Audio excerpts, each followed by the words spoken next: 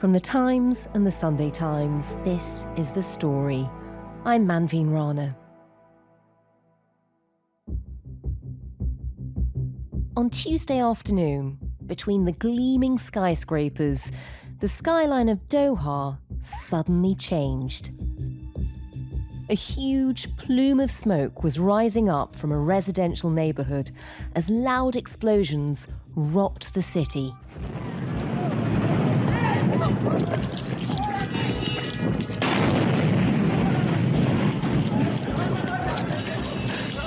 Oh my God! Oh my God! Oh my God! A country that has built its reputation on peace and security was suddenly experiencing war as Israeli missiles targeted a delegation of Hamas negotiators. We've been busy. At noon today, I convened the heads of Israel's security organizations and authorized a surgical precision strike on the terrorist chiefs of Hamas. The attack has raised urgent questions. How can Israel launch missiles at an independent, sovereign country? And who did they consult before going ahead with the operation? So we've heard from Israel that there was a conversation between Israel and the United States before this attack went ahead, that apparently the US gave a green light. The attack has unleashed a furious response across the Middle East, and the White House doesn't seem happy. I'm not thrilled about the whole situation. It's not a good situation. We got to get the hostages back. But I was very unhappy about the way that went down.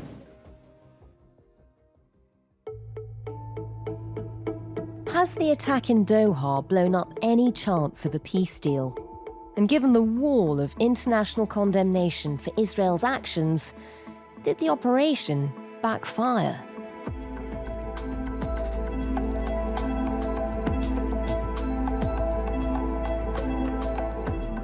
The story today: how Israel exploded hopes for a ceasefire.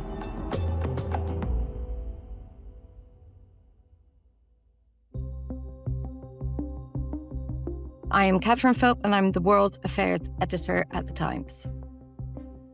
And Catherine, on Tuesday, I know you were actually in the middle of birthday celebrations when some really startling news broke. Just tell us, what was your reaction when you heard about the attacks in Doha? Yes, well, I was having some nice bubbles and cupcakes that a friend had sent round to me, and immediately got a message from Times Radio, always, on top of the news game, saying, "Can you come on about Doha?" And I thought, Doha? I thought for a moment, what on earth has happened? And so when I looked, it just was extraordinary, because it had only just been a few days before that I'd been with some colleagues speaking to Qatari officials, and they talked about themselves being hit by the Iranians back in June as payback for that American and Israeli strike on the Iranian nuclear facilities. Yeah. And they were clearly very unhappy with this. And they were also, quite aggrieved that as the people who've put themselves in the middle and have asked to be in the middle of all this mediation, they could end up being hit by that side. And this just takes things a whole other step forward, because this is not why Qatar, in its mind, got into this game of trying to play the Switzerland of the Middle East. But there was no suggestion for a second that they thought that Israeli missiles were going to come and hit them. And just tell us, what exactly happened? What do we know about the attack? Well, the first we knew of it, really, was the people who were driving past this very exposed part of downtown in Doha saw missiles slam into a building and a fire start. From there, working backwards, we unravel things. It turned out that 15 Israeli jets were seen. So this wasn't a wholly remote operation. They had just been seen flying very low over the US airbase in Qatar, which is the largest in the entire Middle East. So that's another complicating factor. That Qatar hosts not only the Hamas political office, but also this huge US base, but that was what was seen on the ground. And then sort of shock and very swift condemnation from Gulf neighbors, including some who, have had their own difficulties with Qatar of late, but incredibly strong language of a kind we haven't really seen before. And then bit by bit, information came out. The Israelis said it was a sole Israeli strike. They took full responsibility for it, which was so strenuously put, it became very, very clear that he was sort of trying to make sure the Americans weren't implicated in this. But given where the strikes took place, it was immediately obvious that the Americans had to have been told.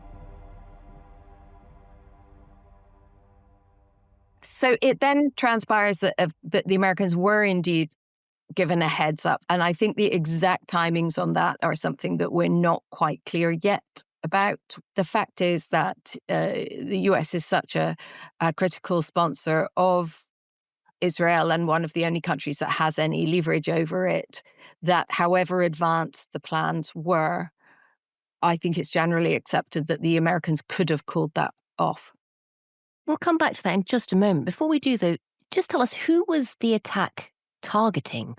What was the aim of Israel's missile attack? Yeah, so the aim of the Israel missile attack was a group of Hamas leaders who were at their office, which is, you can see on Google Maps, it's not a secret place, in the middle of Doha. It was set up there by request from the Americans. They asked the Qataris to have a place where Hamas could be met and spoken to in the resolution of this. And Israel at the time concurred with that they needed that safe space. And that was the place where those negotiations happened, for good or ill, under the Trump administration that ultimately led to Biden pulling out of Afghanistan. So Qatar has sort of become the middle ground, the place where opposing sides in wars can come and meet and have negotiations in a safe space.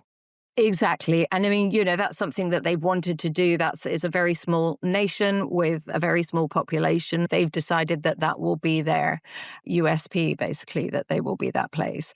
And so it would be known that all these Hamas people would be there. So they were gathering in Doha to discuss that very peace plan that the Americans had put on the table when the Israelis chose to strike them. So the Israelis were going for the political leadership, the Hamas negotiators in this process. Do we know who's actually been killed? We know of at least a couple of people, but none of them are on the senior rank. One of them is a son of a senior negotiator. Some of those killed are actually Qatari security officials who were shepherding this process. And Catherine, so, I mean, just to explain why there was such shock in the international community when this came through, as you said, the Americans had presented this peace plan. As Hamas are meeting to consider it, they're bombed. I mean, this really is not the way negotiations are supposed to be done. As you say, there was confusion over how much the Trump administration knew beforehand. There was talk of them having greenlit the operation. We're now told that Donald Trump says he wasn't thrilled with it. Do we know when they were told, how much they knew, and how much they managed to tell the Qataris? They definitely knew about it before. There's no way they couldn't have. In a sense, green lighting something and being informed amount to almost the same thing if you're told just before. Because, as I say, the US's largest military base in the entire region is in Qatar, and those jets had to come screaming over that very base. That could mean they could have been shot down by US air defenses, never mind Qatari ones. So there was that information given. I think it's possible that at the very last minute they relayed that to the Qataris, but in real time it must have been seconds. That really is significant. And for the US now, it places them in a difficult position because Qatar has been an ally, which might explain the sort of confusing noises coming out of the White House saying they're not thrilled with the attack. No, I mean, Qatar is one of those kind of tricky countries that tries to be all things to all people, but it is absolutely nonetheless, it is a US ally. I don't know what other word you can use for a country that hosts the biggest base another country has in their region, who welcomed Donald Trump just a few months ago on a trip to the region and gifted him a $4 million plane that he will use as Air Force One going forward. So the Qataris were not expecting their reward for those kind of levels of cooperation to be strikes against their sovereign territory.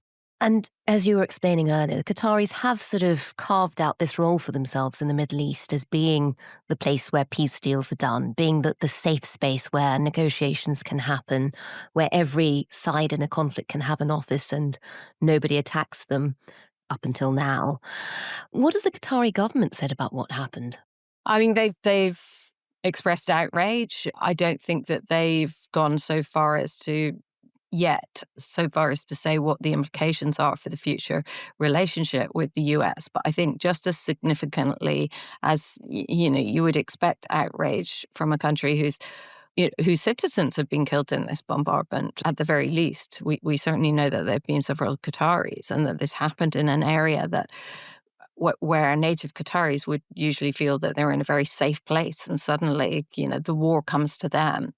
I think it's equally significant how swiftly and with such strong language other Gulf countries weighed in and said that this was utterly unacceptable and it was a violation at the highest levels of international law and a violation of Qatar's territorial sovereignty. Now, that for me jives very much with language I've heard coming out of the Gulf from speaking to officials there in the last few weeks over their concerns that Israel is becoming out of control, actually. So sort of convinced of its regional hegemony and its willingness to just strike anywhere that it feels that, where enemies lurk. They are wondering how the hell Israel can be restrained because they don't see the US playing that same restraining role that they have done in the past. So this is a really big moment in the Middle East. Even, as you say, even before this week, before those attacks in Qatar, already there was a lot of disquiet. People who'd signed the Abraham Accords, normalizing relations with Israel, were rethinking their position because of some of Israel's recent behavior. Now you have an attack on a sovereign nation, one of those Middle Eastern countries. It'll make all the others very, very worried. It's also been really interesting to see the shift in Israel. So while, we've been talking about Qatar as a place where everybody can go and do negotiations and it's sort of a safe country for that to happen, since the attack happened, lots of very senior Israelis have been coming out on TV and in big media interviews describing the Qataris as part of the problem. Tell us what we should make of that. You hear a lot in Israel about how the Qataris are the problem, but obviously there would be a lot of sort of retrospective opinion forming over this. It's very simple. The Qataris are, firstly, they host a news station, Al Jazeera, which Israel hates. A lot of the journalists who've been killed in Gaza have been Al Jazeera. But it's more than that. You can make Qatar sound very bad in Israel if you only choose to tell half the story. And that seems to be very much an increasing tactic of Israeli opinion makers. So they will say things like, well, if you don't want to get hit, don't have Hamas living in luxury in 5-star hotels in your country, in Qatar. But the fact is that the reason that Hamas are in Qatar was because the Americans asked Qatar to host them there so that these kind of negotiations could happen. So it's not like Qatar just set out one day and said, hey, come all in. This was all agreed behind closed doors. In terms of understanding what happens now in the Middle East, as you said, some of the countries who had previously signed the Abraham Accords to normalize relations with Israel are now getting very worried about Israel's role in the Middle East and the way they seem to be willing to take on anyone. We've seen attacks on Hamas people and Hezbollah people in both Lebanon, Syria. They don't seem to be respecting the sovereignty of their neighbors. So I suppose at the end of this, to make sense of what's just happened this week, I suppose there are two big factors. They've attacked a sovereign nation in launching these missiles into a safe area of Doha, but also in terms of understanding what happens to negotiations going ahead. I mean, how do they take place? How do you trust a negotiation when they're willing to attack the people coming to the table? What do you think happens to both the negotiations and to Israel's relations with its near neighbours as a result of that attack on Tuesday night? Well, I think it's a pretty clear statement of the fact that Israel isn't interested in negotiations. They are the ones who choose when to pull out, pull back, reverse, change the parameters. Is much more been happening by their side. And then mixed messages about getting the hostages back, but also the defeat of Hamas and stuff. One of the things I think to look at that is very, very interesting right now and actually pretty heartbreaking is the reaction of the hostage families to this. When this happened in Qatar, I think the vast majority of them were utterly distraught because they saw this as the end of any process that could actually bring their people home.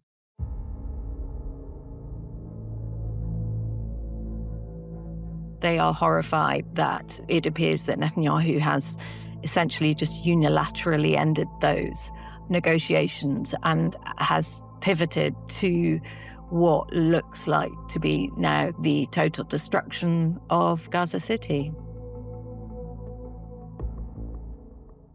Catherine, for us here in the UK, we've been talking about effectively the end of any kind of negotiations, any kind of peace process in Gaza. Now it does seem to be heading towards this catastrophic final operation. It comes at a time when the Israeli president is visiting London.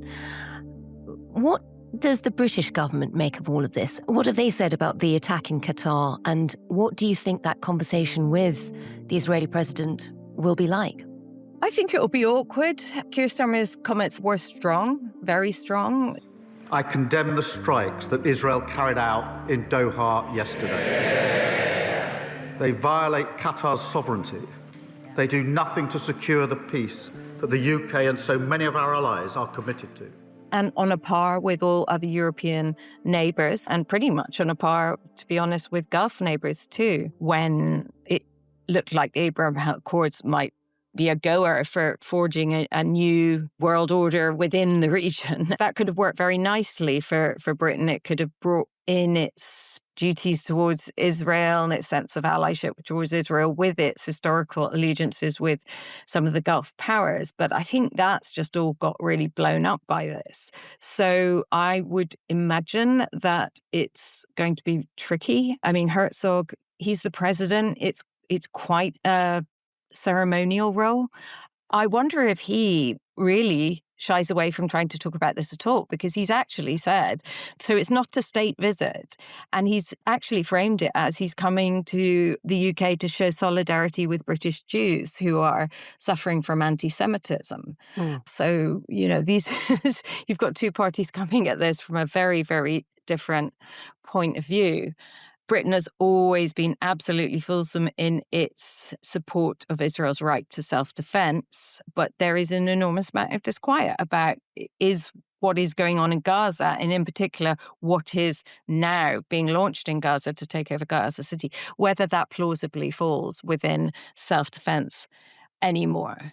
As you say, that attack in Doha blows up any kind of negotiation, end the peace process. They are now moving ahead with this attack on Gaza City. Just remind us of that plan and why it's been so controversial, even in Israel, even amongst the Israeli Defense Forces.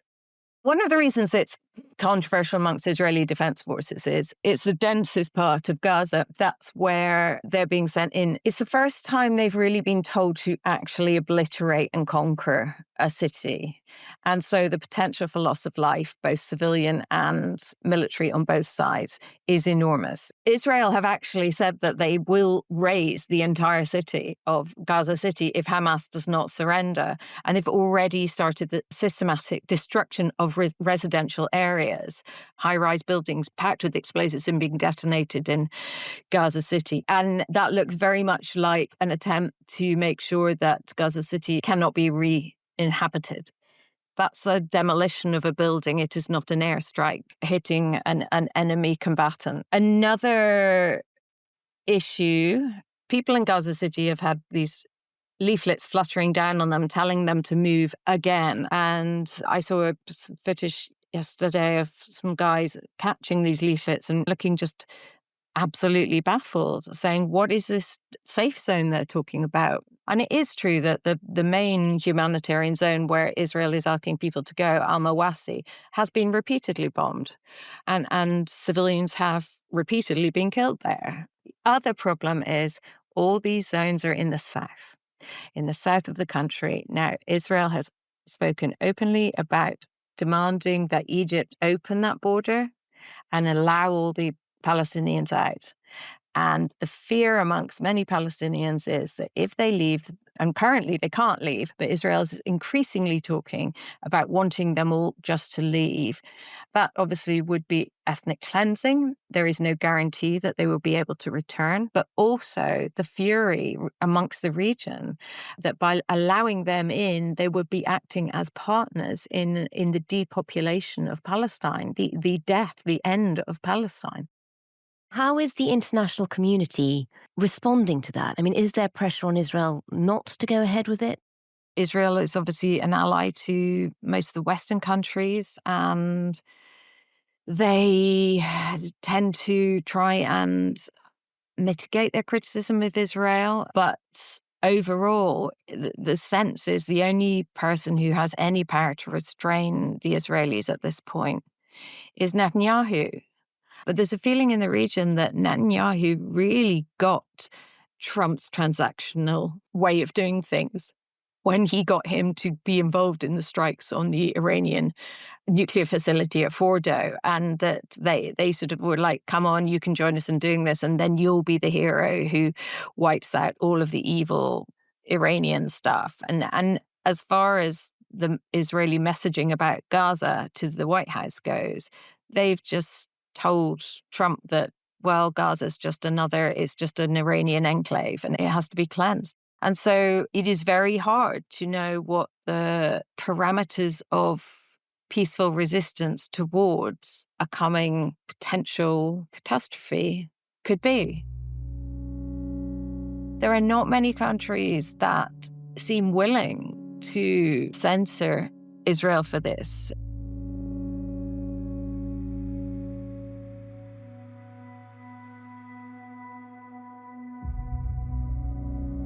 And Catherine, this week we found out that the UK government, in paperwork under David Lammy, the former Foreign Secretary, has accepted that Israel is not committing a genocide. A letter has emerged from David Lammy, the most recent Foreign Secretary, which seems to suggest that the government thinks that Israel is not committing genocide. It reads, as per the Genocide Convention, the crime of genocide only occurs when there is a specific intent to destroy, in whole or in part, a national, ethnic, racial or religious group. The government has not concluded that Israel is acting with that intent. At the same time, this week, the Spanish government have come out and said that Israel is. No es defenderse. This is not self-defense. This is not even attacking. It is exterminating a defenseless people. It is a violation of all the laws of humanitarian law. Del derecho humanitario.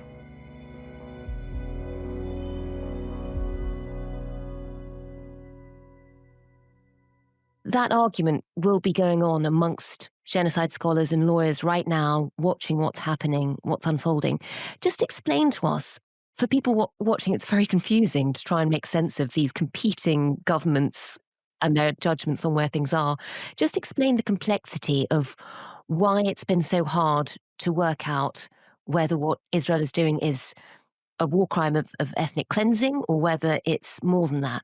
Genocide is a very specific crime, the worst of the worst. But what is interesting about it is it actually is much more complex than it sounds. So it talks about acts seeking to destroy a people in part or in whole.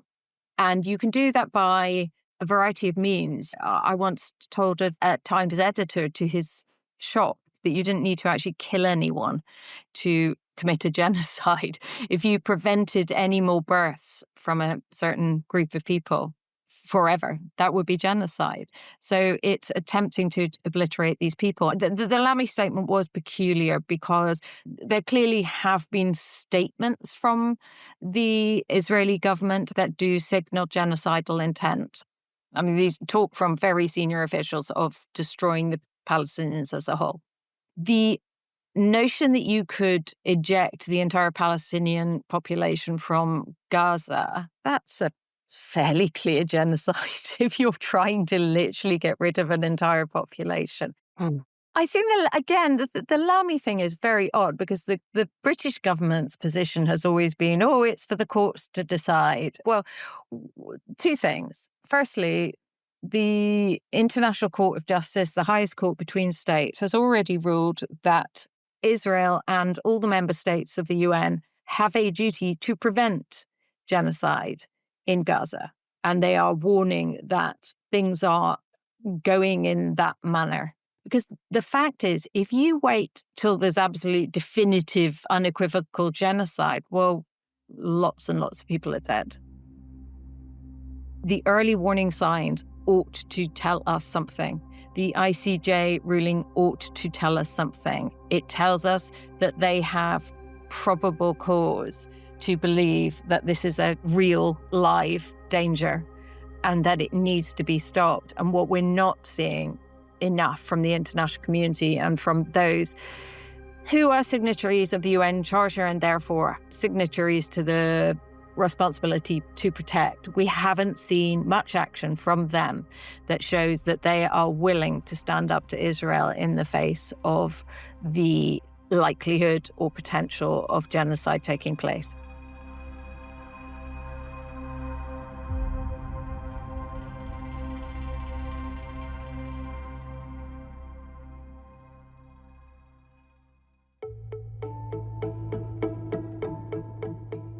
That was the Times World Affairs editor, Catherine Philp. And you can find all the latest coverage of the Middle East online at thetimes.com. The producers today were Edith Rousselot and Olivia Case. The executive producer was Molly Guinness. Sound design and theme composition were by Maula Seto. If you can, do leave us a review wherever you get your podcasts. Thanks for listening. We'll be back tomorrow.